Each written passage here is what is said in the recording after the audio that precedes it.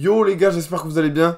Moi, écoutez, je suis pas redescendu, on est lundi matin, je viens de me réveiller. Le lendemain du match Nice-OM, qui a été une pub désastreuse pour le foot français. Maillot de l'Argentine sorti, pourquoi? Parce que ce transversal va être chaud. Transversal c'est quoi? Pour les nouveaux qui arrivent, là, on récapitule vite fait. Ce qui s'est passé dans le week-end foot européen. Si tu valides le concept, voilà, tu te tiens prêt chaque semaine, voilà, chaque mardi pour une nouvelle vidéo.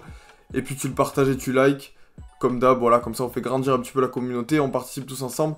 Suis-moi sur Instagram aussi pour participer, parce que je vous pose la question, c'est vous qui créez un petit peu mes rubriques, je vous demande ce qui vous a marqué dans le week-end et je fais avec vos réponses. Bref, on est parti.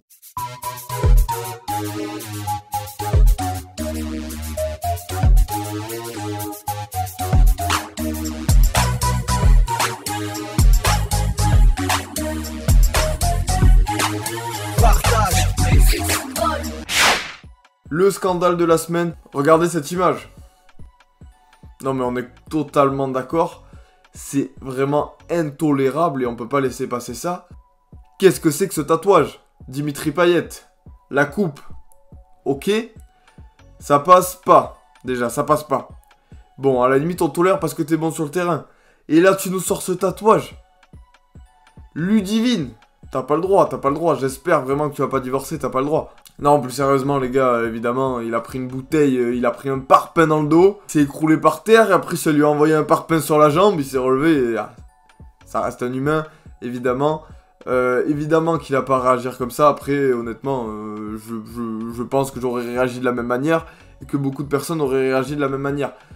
Bref, on va pas faire le débat et tout, voilà, on sait pas ce qui va se passer. En tout cas, je pense que l'OM a eu la bonne réaction, qu'il fallait pas revenir sur le terrain. Nice, on va pas stigmatiser tous les supporters niçois parce que c'est qu'une infime partie qui a foutu le bordel.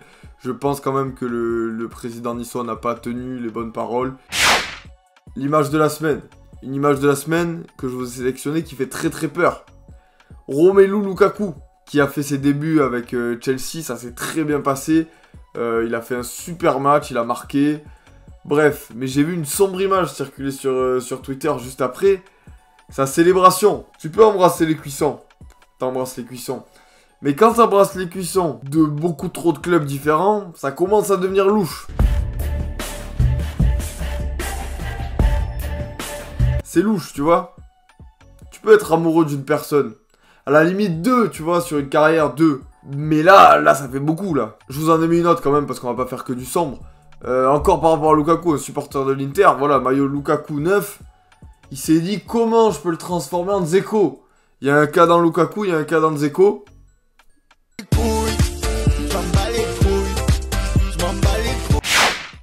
Le boss de la semaine, J'ai hésité entre deux personnes, je vais juste parler directement, juste de Longoria, parce que je pense que c'est lui qui a la bonne attitude hier soir. Qui dit on reprend pas, on reprendra pas, les joueurs sont pas en sécurité. C'est un truc, vraiment, ça paraît tout con, hein, que Pape Diouf avait fait. C'est un dirigeant qui avait de la poigne, qui tient son équipe, qui défend son club.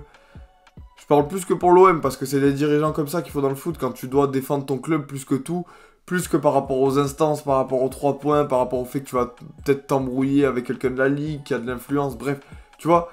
Il faut défendre son club, et c'est très très important, et c'est une chose que Longoria a fait, et je pense pas...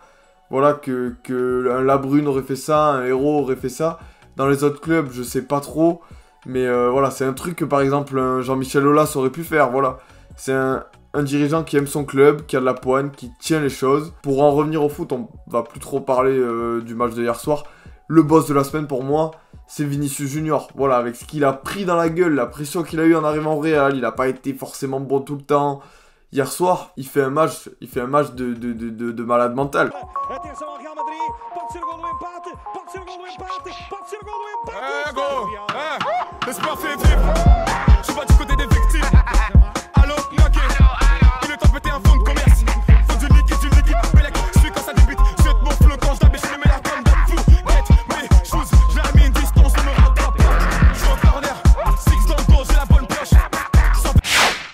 Le match de la semaine, j'ai cherché, j'étais un petit peu indécis, il n'y en a pas un qui m'a plus marqué que les autres.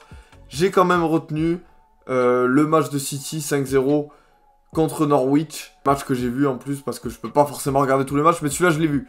Donc autant on pouvait être sceptique quant à City qui a pas été bon les deux premiers matchs, défaite en finale du Community Shield contre Leicester 1-0, défaite pour la première journée de Première Ligue 1-0 contre Tottenham.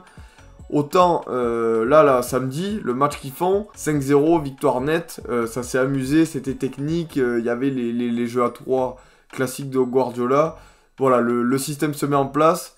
Premier but pour Grealish, un petit peu en réussite. Mais voilà, je pense que City est lancé et les doutes qu'on a eu pendant une petite semaine, je pense qu'ils sont derrière eux. Et la bataille du titre en Première Ligue va être incroyable. Le bombasso de la semaine, encore une fois, impossible de se décider. Il y avait Danny Ings que j'ai failli retenir, mais j'ai quand même préféré ses 2 buts. Lucas Paqueta qui nous met un but juste incroyable avec un double ou triple, une 2, je sais même pas, bref. Et Gerrit Holtmann, je suis désolé, je suis obligé de regarder parce que c'est un joueur de seconde zone qui joue en Bundesliga B, qui a priori a mis le but de sa vie parce que d'habitude il joue pas du tout comme ça, bref. Petit best-of.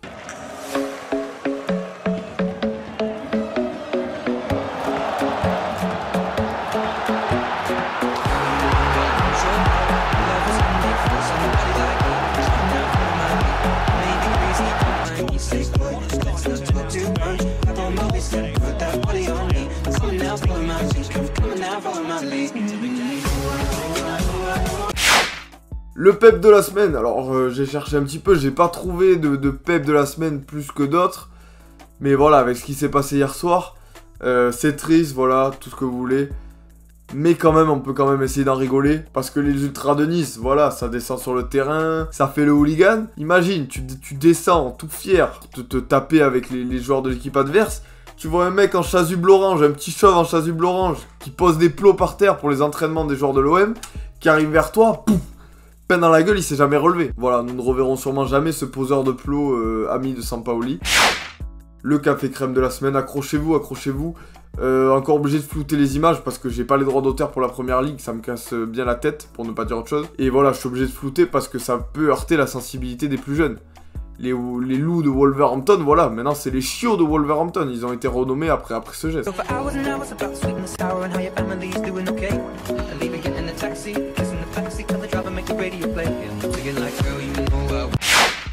La clim de la semaine, nouvelle rubrique, je pense qu'elle a totalement sa place dans Transversal.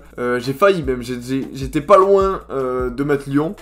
Parce que honnêtement, je revenais de Lyon en plus, j'étais à Lyon cette semaine.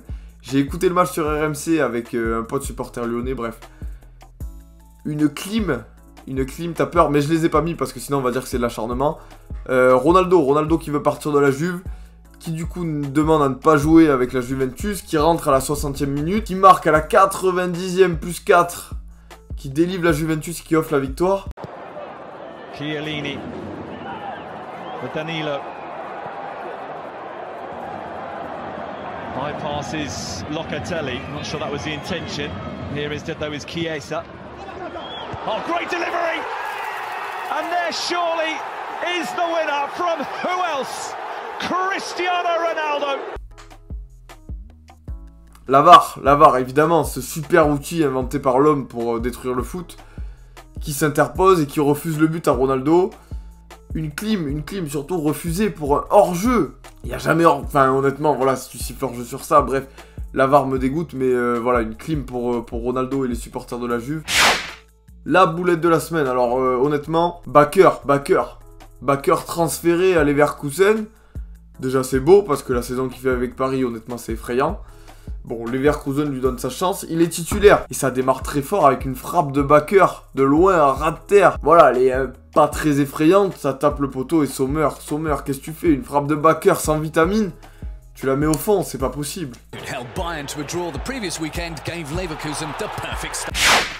Et le flashback de la semaine, pour faire écho au boss de la semaine, Vinicius, ça a pas toujours été aussi beau que ce que je vous ai montré tout à l'heure. On peut se rappeler d'un raté juste énorme qu'il avait fait. Commentez à merveille, voilà. Régalez-vous. Oui. Il a pique, mais il est con ce Vinicius ou quoi? Voilà les gars, la vidéo est terminée. Transversal de la semaine est terminée. On se retrouve dans 2 ou 3 jours pour une nouvelle vidéo sur YouTube. On ne fait pas que des transversales. Là j'étais en vacances. Les vacances c'est fini. J'espère que vous avez kiffé. Si vous kiffez le concept comme d'hab, vous le partagez, vous likez et tout. On fait monter le truc. Vous me rejoignez sur Instagram pour pouvoir participer. Et voilà, hein, je vous dis du coup dans quelques jours pour une nouvelle vidéo, à la semaine prochaine pour un transversal. Vive le foot, non à la violence sur les terrains. Bise!